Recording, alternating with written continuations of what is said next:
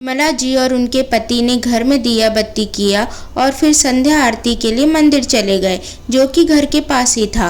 पर जाने से पहले बहू सुनीता को आवाज लगा गई कि हम मंदिर जा रहे हैं, लेकिन सुनीता अपने कमरे से निकलकर बाहर नहीं आई। वो अक्सर ही ऐसा करती थी। इसलिए निर्मला जी और भंवर लाल जी ने दरवाजा बंद किया और अपने 2 साल के पोते समर को लेकर दोनों वहां से रवाना हो गए। जब तक दोनों लौटकर वापस आए तब तक बेटा सूरज भी घर पर आ चुका था। उसे देखते ही भंवर लाल जी खुशी खुशी प्रसाद लेकर उसकी ओर बढ़े।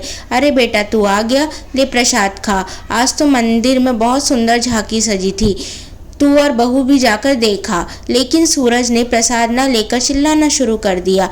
पापा, कब तक चलेगा ये सब? आप लोगों को घर की शांति रास नहीं आती ना? अब मैं ऑफिस में काम करूँ या फिर लोगों के घरों में मैटर सॉल्व करता फिरूं? उसकी बात सुनकर जैसे भंवर लाल जी को जोरदार झटका लगा। वो चुपचाप जड़त तो वहीं खड़े रह गए। तब निर्मला जी बोले, अरे क्या बात हो गई, वो तो बता, क्यों चिल्ला रहा है? अच्छा, नाटक तो आप ऐसे कर रहे हो जैसे कि आपको कुछ पता ही नहीं है। कब तक मैं आप लोगों का बोझ अपने सिर पर ढोते रहूं? नौकरानी बनाकर रख दिया है मुझे। आप अलग क्यों नहीं हो जाती? कम से कम हम तो आज़ादी से जिंदगी जिए, खुद की जिंदगी तो जी ली है ना आपने। अब शांति से हमें तो रहने दो। सूरज के बोलने से पहले ही सुनीता बीच में बोल पड़ी।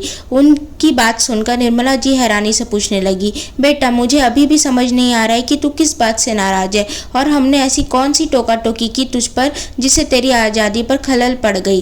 निर्मला जी ने कहा तो सुनीता ने सूरज की तरफ पलट कर कहा, देख लो अपनी माँ के नाटक। आपको तो यही लगता है ना कि मुझ पर टोका टाकी नहीं करती है? अरे सुबह सिर्फ इतनी सी बात थी कि मैं दाल चावल बना रही थी, बहुत दिनों से खाने की इच्छा कर रही थी, लेकिन तुम्हारी माँ ने मुझे बनाने तक नहीं दिया। अब बताओ, क्या मैं अपनी मर्जी से दाल चावल बनाकर नहीं खा सकती? यही औकात है मेरी इस घर में? कहती कहती सुनीता की आंखों में आंसू भर लाई, जिसे देखकर सूरज और भड़क गया। माँ बहू को बेटी नहीं समझती हो तो बहू तो समझो, आखिर वो भी इंसान है। अरे एक दाल चावल की क्या औकात जो आपने इतनी सी बात पर इसका दिल दुखा दिया? मेरी कमाई का क्या फायदा अगर मेरी ही पत्नी दाल चावल के लिए तरस रही हो तो? सूरज की बात सुनकर निर्मला जी ने इतना ही कहा, मैंने बहू को दाल चावल बनाने के लिए मना नहीं किया था। मैंने सिर्फ ये कहा था कि बहू हमारे लिए रोटी बना लेना, क्योंकि हमें चावल पचते नहीं हैं। हाँ, तो इसका तो यही मतलब है ना कि आपने मुझे रोटी बनाने के लिए कहा, चावल नहीं? बहू, बात का क्यों बतंगड़ बना रही हो? मतलब तो तुम्हें अपनी मर्जी से निकाला है। अब की बार भंवर लाल जी ने कहा, पापा आप बीच में मत बोलिए, अभी मैं आपसे बात नहीं कर रहा हूँ। सूरज ने उन्हें चुप कराने की कोशिश की तो भंवर लाल जी ने पलटकर कहा, क्यों ना बोलूं? जब तुम अपनी पत्नी के लिए बोल रहे हो तो मैं भी अपनी पत्नी के लिए बोलूंगा ही ना।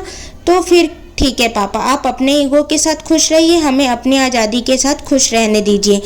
हमें नहीं रहना आपके साथ, हम अलग हो जाएंगे। सूरज ने 2 टूक जवाब दिया, ठीक है, तुम अलग होना चाहते हो तो अलग हो जाओ। क्या हमें समझ में नहीं आ रहा है कि आए दिन छोटी छोटी बातों पर जो बतंगड़ हो रहा है घर में, वो किस लिए हो रहा है? इतना कहकर भंवर लाल जी अपने कमरे में आ गए। पीछे पीछे निर्मला जी भी समझाने के लिए कमरे में आई तो भंवर लाल जी ने उन्हें चुप रहने का इशारा किया। निर्मला, अपनी माँ की ममता से उठकर देखो, तुम्हें समझ नहीं आ रहा है कि रोज छोटी छोटी बातों पर बतंगड़ क्यों बढ़ रहा है?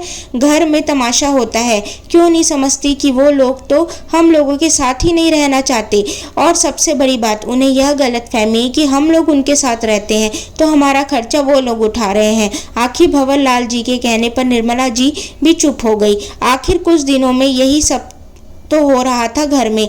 कल घर में मटर पनीर की सब्जी बनी थी तो सुनीता ने निर्मला जी और भंवर लाल जी को खाना परोसा। उनकी थाली में सिर्फ मटर थे, पनीर का एक टुकड़ा तक नहीं था। जब निर्मला ने कहा तो सुनीता ने मुंह बिगाड़ते हुए कहा, माँ जी, पनीर इतना सा ही था, समर ने खा लिया। तब भी निर्मला जी चुप हो गई। अब क्या इतना भी उन्हें समझ नहीं आता कि 1-2 साल का बच्चा जो कि खाना भी खुद से नहीं खाता, अकेले ही भला 250 ग्राम पनीर खा सकता है क्या? वो भी सब्जी में डाला हुआ। और भी ऐसी कई सारी छोटी छोटी बातें जो अक्सर घर में होने लगी थी। निर्मला जी और भंवर लाल जी को समझ में आ रहा था कि आखिर दोनों क्या चाहते हैं, पर फिर भी दोनों चुप थे। लेकिन आज तो सूरज ने मुंह पर बोल ही दिया। खैर, दूसरे ही दिन सूरज और सुनीता ने अपना सारा सामान ऊपर वाले कमरे में शिफ्ट कर लिया। दोनों के ही माथे पर कोई शिकन तक नहीं थी, बल्कि एक चेहरे पर सुकून था, जैसे उनकी मन की मुराद पूरी हो गई थी। उस समय हैरान परेशान बस घर में कोई था तो वो थी निर्मला जी, जो उन्हें रोकने की पूरी कोशिश कर रही थी, पर रुकना कोई चाह तो नहीं रहा था। जिसके मन की पूरी हो गई हो वो भला क्यों रुके। निर्मला जी ने बड़ी उम्मीद से भंवरलाल जी की तरफ देखा कि वो बच्चों को रोक लेंगे, लेकिन वो तटस्थ खड़े रहे। अब तो सुनीता और सूरज की मौज ही मौज थी। लेट तक सोना, मन हुआ तो घर पर खाना बनाया, नहीं तो बाहर से मंगा लेना। कुछ दिन तो जैसे ऐशो आराम में ही बीते। यहाँ तक कि समर को अपने मायके छोड़कर आए दिन शॉपिंग करना, बाहर घूम कर आना, बाहर ही खाना खा कर आना। कुछ दिन तो ये सब अच्छा लगा, लेकिन लोग भूल जाते हैं कि रहना तो उन्हें धरती पर ही है। हर इंसान की अपनी एक सीमा होती है। जैसे ही 15-20 दिन बीते, सुनीता के मायके में उसकी भाभी ने साफ कह दिया कि रोज रोज बच्चे को यहाँ छोड़कर ना जाया करे, हमें भी बहुत से काम होते हैं। इतना ही घूमने फिरने का शौक है तो बच्चे को अपने साथ लेकर ही घुमा फिरा करो। यहाँ तक कि ऑफिस लेट पहुँचने के कारण और आए दिन छुट्टी लेने के कारण भी सूरज को ऑफिस में अच्छी खासी डांट पड़ चुकी थी। अब जाकर आटे दाल का भाव पता चल रहा था। कभी सिलेंडर तो कभी बिजली का बिल, कभी सब्जियां तो कभी घर का राशन। छोटे बच्चे के साथ आए दिन के खर्चे। दिन में ही दोनों को तारे नजर आने लगे थे। आए दिन दोनों चिक चिक शुरू करते थे। पहले तो भंवरलाल जी घर का अधिकतर खर्चा उठा लेते थे, तो अपने पास होती सेविंग को देखकर दोनों को लगता था कि हम सब खर्चा उठा सकते हैं। लेकिन अब असलियत पता चल रही थी। अभी दोनों चिक चिक करके मुंह फुलाकर बैठे ही थे कि इतने में निर्मला जी ने दरवाजा खटखटाया। सूरज ने जाकर दरवाजा खोला तो निर्मला जी को खड़ी देखकर हैरान रह गया। इससे पहले कि वो कुछ बोलता, निर्मला जी ने बिजली का बिल निकालकर उसे देते हुए कहा, बेटा ये बिजली का बिल आया है, इसे जमा करवा देना। कहकर वो वापस नीचे आ गई। ये क्या, 5000 का बिल? 5000 का नाम सुनते ही सुनीता भी खड़ी हो गई। अब सूरज और सुनीता भी नीचे आ गए और आते ही सुनीता बोली, ये क्या है पापा जी, आपने ये बिजली के बिल हमारे पास क्यों पहुंचा दिया? हम क्यों आपका बिल भरेंगे? उनकी बात सुनकर भंवरलाल जी बोले, देखो बहू, हमारे हिस्से का बिल हम दे रहे हैं, ये तो तुम्हारे हिस्से का बिल है। तुम शायद भूल रही हो कि दोनों माले के मीटर अलग अलग है। अरे तो 5000 क्या, हम 5000 का बिजली फूंक गए? जरूर आपका बिजली बिल भी उसी में मिला हुआ होगा। सुनीता अभी भी मानने को तैयार नहीं थी। भंवरलाल जी मुस्कुराकर बोले, बहू ये जो तुम रात भर टीवी देखती हो, पंखे कूलर चालू करके छोड़ देती हो, और बिजली का बिल इतना तो आएगा ही ना। वैसे भी 5000 तो बहुत कम है। कई बार तो 8000 10,000 का बिल भी आता था जो मैं भरता था। अब तो सुनीता की आवाज़ तक नहीं निकल रही थी। ऐसे कैसे घर चलेगा भला? अचानक सूरज ने सिर पर हाथ रखते हुए कहा, बेटा तुम्हें लगता है ना कि घर के बड़े बुजुर्ग बहुत टोका टाकी करते हैं। असल में वो लोग होते हैं जो तुम कई चीज़ों से बच जाते हो।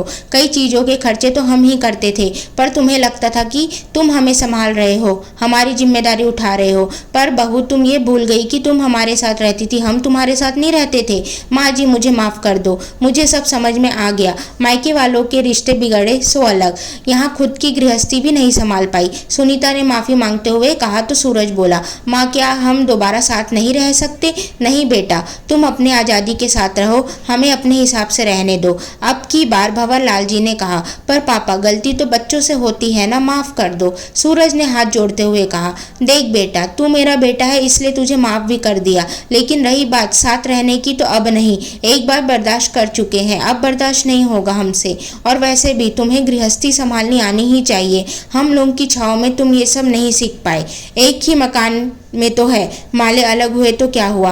भविष्य का मुझे पता नहीं, लेकिन अभी फिलहाल तो दोबारा एक साथ नहीं। आखिर भंवरलाल जी के कहने पर सूरज उनकी बात को समझ गया और चुपचाप उनके पैर छूकर ऊपर वाले माले पर चला गया। अब कम से कम एक ही बिल्डिंग में अलग अलग माले पर रहने के बावजूद वो लोग एक तो थे।